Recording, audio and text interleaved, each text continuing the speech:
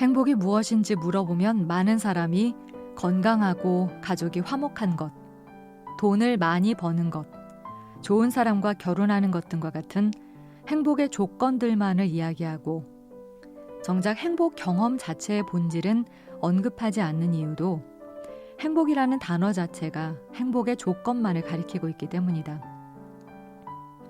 사람들은 흔히 행복이라는 이름이 붙어있는 특수하고 개별적인 감정이 따로 존재한다고 믿는다.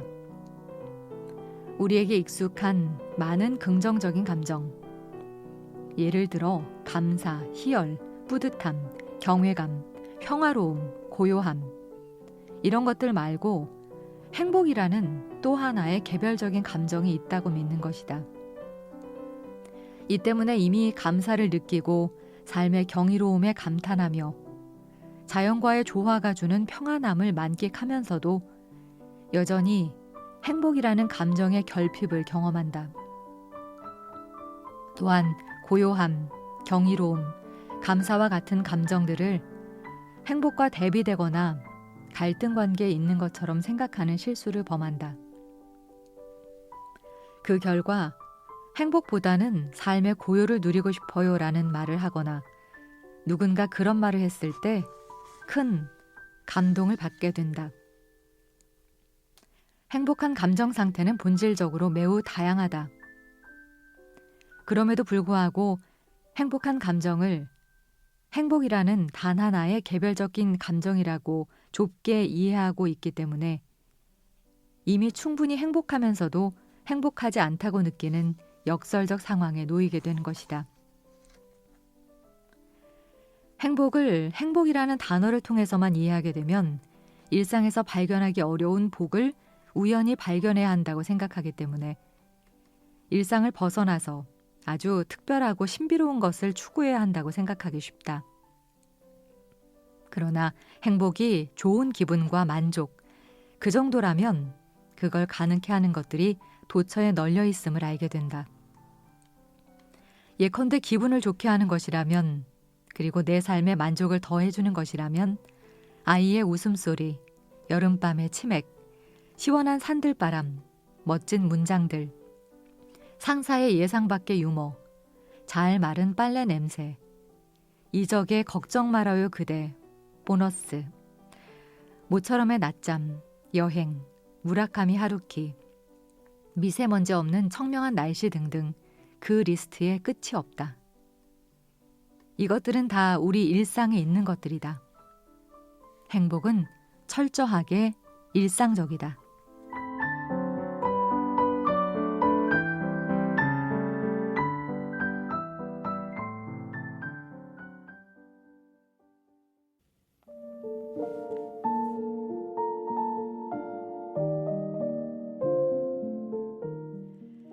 행복은 본질 자체가 자유로움이기 때문에 행복에 대한 가이드라인도 느슨해야 한다. 오직 이 방법만이 행복에 이르게 한다면서 하나의 길만을 제시하거나 행복은 선택이 아니라 삶의 의무라고 행복을 종용하는 것은 행복의 본질에 어긋나는 일이다. 자연스러운 행복, 우연한 행복, 심각하지 않은 행복이 설 자리를 마련해야 한다. 그런 면에서 김사인의 시 조용한 일은 우연히 발견한 행복을 실감케 한다.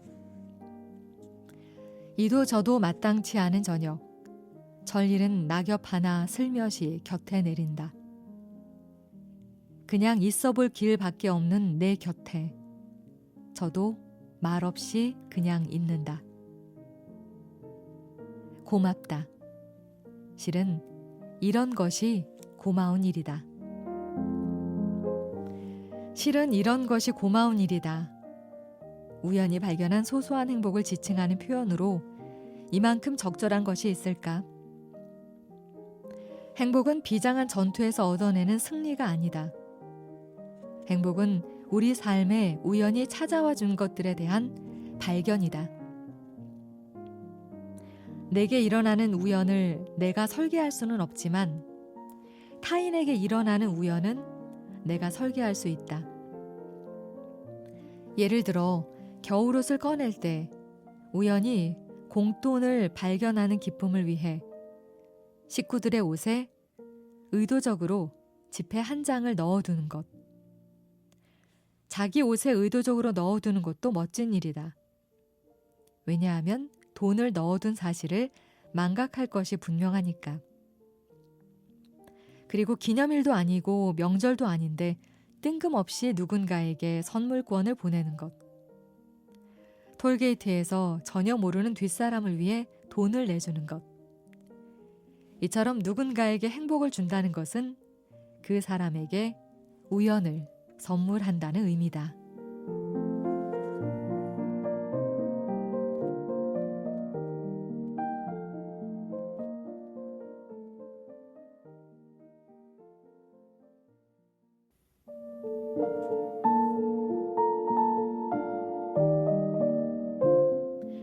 행복은 역할, 의무, 책임, 조심, 경계, 현상 유지로 대표되는 당위적 자기의 브레이크보다는 꿈, 비전, 이상, 열망으로 대표되는 이상적 자기라는 엔진을 달고 전진하는 사람에게 찾아올 가능성이 높다. 첼리스트 요요마가 국내 일간지와 한 인터뷰는 이상적인 자기 엔진을 달고 사는 사람의 특성을 잘 보여준다. 요요마는 자신의 인생이 결정적으로 바뀌게 된 터닝 포인트를 이렇게 소개했다. 19세 때 뉴욕에서 독주회를 했다. 완벽하게 연주하고 싶었고 1년을 준비한 무대였다. 아주 잘 준비된 무대였다. 연주가 시작됐고 모든 것이 잘 흘러가고 있었다. 그런데 불현듯 이건 아주 지루하다는 생각이 들기 시작했다. 살아있지 않은 듯한 기분이었다. 이때가 나의 전환점이었다고 본다. 완벽해야 한다는 마음이 문제였던 것이다. 나 자신이 아니라 다른 사람에게 어떻게 들릴까만을 생각했던 것이다. 나는 이때를 해야 한다, 슈드를 하고 싶다, 원투로 바꾼 순간으로 부른다. 완벽해야 한다가 아니라 완벽하고 싶다고 생각을 바꾸면 자신의 모든 것을 쏟아부을 수 있다. 이 점을 59세가 아닌 19세에 알게 돼서 얼마나 다행인가. 슈드를 원투 투로 바꾼 것.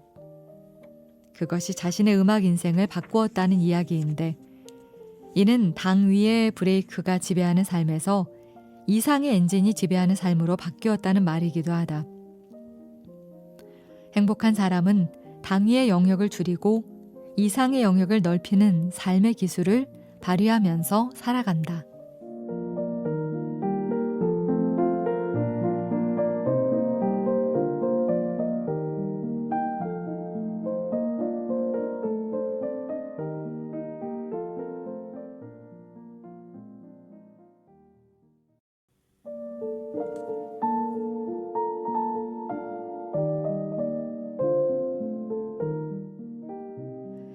소유물은 비교를 불러일으키지만 경험은 비교를 유발하지 않는다.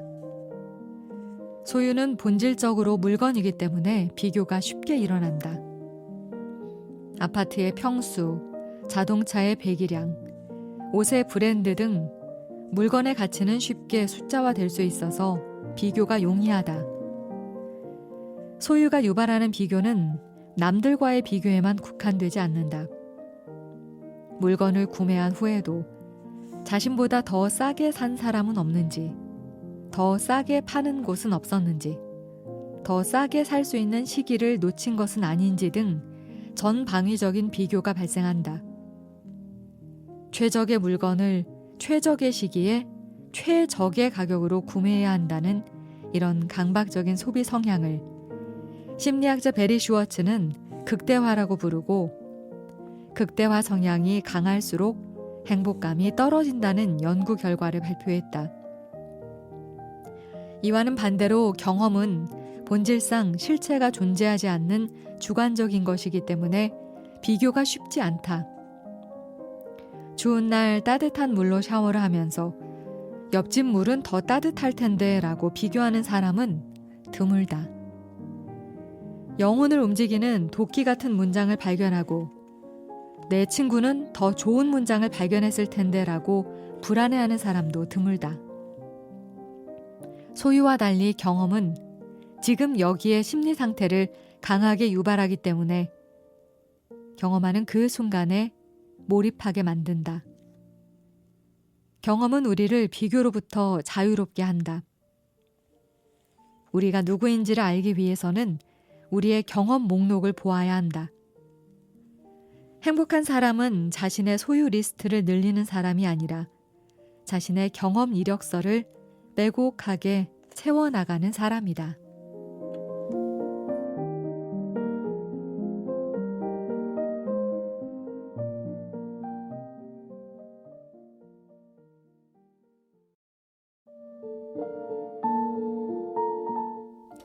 행복한 사람들의 마음의 기술을 배우는 것도 중요하지만 행복한 사람들이 자신의 일상을 어떻게 구성하는지를 배우는 것도 못지않게 중요하다. 행복한 사람과 행복하지 않은 사람은 같은 일상을 다른 마음으로 살고 있을 수도 있지만 애초부터 서로 다른 일상을 살고 있을 가능성이 높다. 행복한 사람들의 마음보다 행복한 사람들의 일상을 분석해보려는 시도가 우선이 되어야 하는지도 모른다. 어떤 음식을 먹더라도 감사하고 즐거운 마음으로 먹는 것도 중요하지만 애초부터 맛있고 건강한 음식을 먹는 것이 중요한 것과 같은 이치다. 행복한 사람들은 좋아하는 일을 할까, 잘하는 일을 할까? 어떤 일을 좋아하면 잘할 가능성이 높고 잘하면 좋아할 가능성이 높다. 그러나 불행히도 이 둘이 일치하지 않는 상황이 종종 발생한다. 특별히 못하는 일은 아니지만 전혀 가슴이 뛰지 않는 일을 해본 사람들이라면 그 상황이 가져다주는 고뇌와 갈등을 이해할 수 있을 것이다. 가슴 뛰도록 좋아하는 일이건만 원하는 만큼 실력이 늘지 않아서 힘들어 해본 사람들도 마찬가지다. 좋아하는 일과 잘하는 일은 둘 중 어느 것도 양보할 수 없는 행복의 다이내믹 듀오다. 그럼에도 불구하고 성장, 성적, 성취를 중시해온 우리 사회에서는 좋아하는 일을 하는 것을 사치로 치부하면서 사람이 좋아하는 일만 하면서 살 수 없다는 가르침으로 우리를 좋아하는 일에서부터 멀어지게 했다. 좋아하는 일을 하고 싶어하는 사람을 이기적이거나 독특한 사람, 세상 물정 모르는 사람, 혹은 먹고 살 만한 여유가 있는 사람으로 보는 곱지 않은 시선이 있어 왔다. 내 마음의 소리를 들어라는 조언을 철없는 젊은이들의 클리셰 정도로 폄하하는 시선도 있어 왔다. 그러나 우리는 좋아하는 일을 하는 것에 지금보다 훨씬 더 많은 관심을 가져야 한다. 좋아하는 일만 하면서 살 수 없다는 어른스러운 조언이 들려올 때 늘 잘하는 일만 하면서 살 수도 없다는 주문을 외워야 한다. 왜냐하면 그것이 행복한 사람들이 삶을 살아가는 비결이기 때문이다.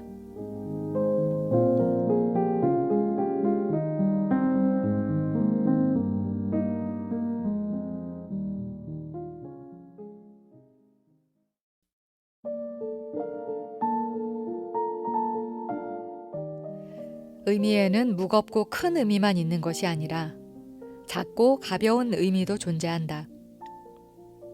작은 의미란 일상 속에서 경험하는 지극히 개인적인 의미를 뜻한다.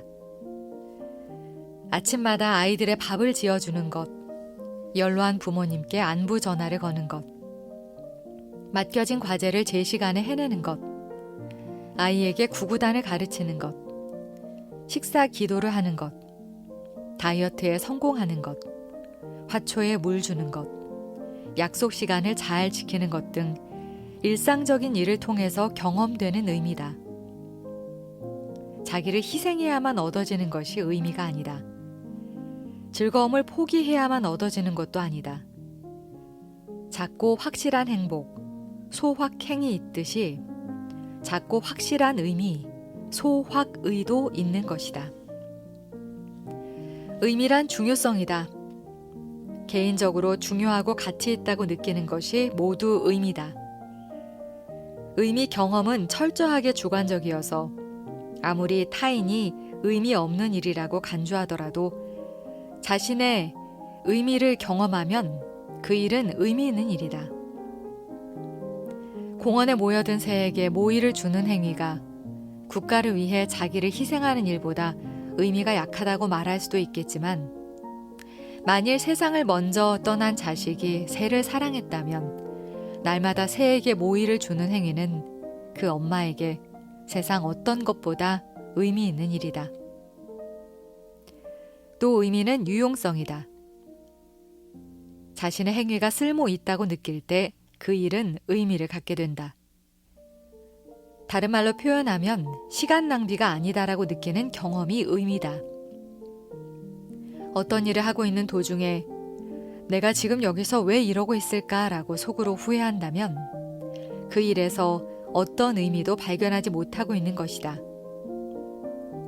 자신의 행위가 어떤 형태로든 자신이 살고 있는 세상에 도움이 된다고 생각하면 설사 그 행위가 타인의 눈에 아무리 무의미하게 보일지라도 당사자에게는 의미 있는 행위가 된다.